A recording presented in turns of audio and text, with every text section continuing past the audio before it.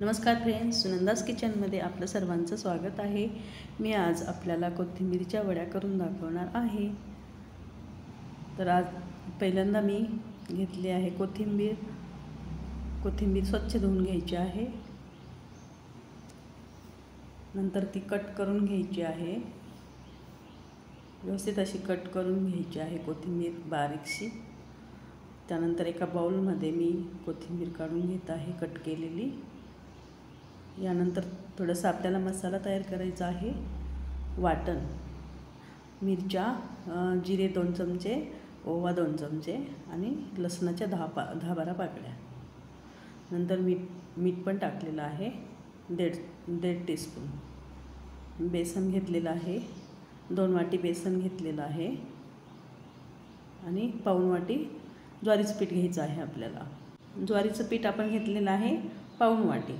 नंतर मिरची पावडर घेतलेली आहे, 2 चमचे मिरची पावडर टाकली आहे, हळदी घेतलेली आहे 1 चमचा। हे वाटण आपण ह्याच्यामध्ये मिक्स करणार आहोत।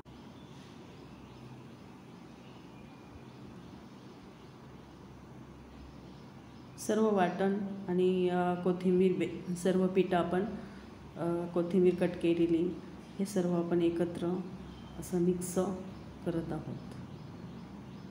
छान असं मिक्स झाल्यानंतर आपल्याला हे छान असं मळून घ्यायचं आहे, घट्ट असं मळून घ्यायचं आहे। यानंतर आपल्याला याचे रोल तयार करायचे आहेत।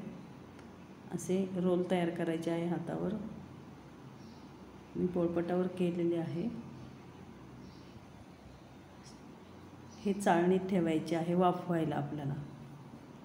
मी पातेलं घेतलं आहे आणि त्याच्यावर चाळणी ठेवून मग त्यामध्ये हे रोल ठेवून पण एक झाकण ठेवणार आहोत त्यावर।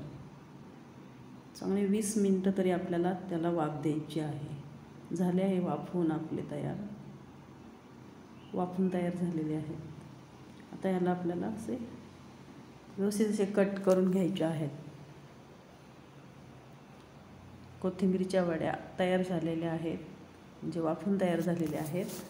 हे आपण आता अशा कट करत आहोत। छान अशा कट केलेल्या आहेत। मी पॅन घेतलेला आहे, त्या पॅनवर आता शॅलो फ्राय करून घ्यायच्या आहेत। मोठ्या गॅसवरच करायच्या।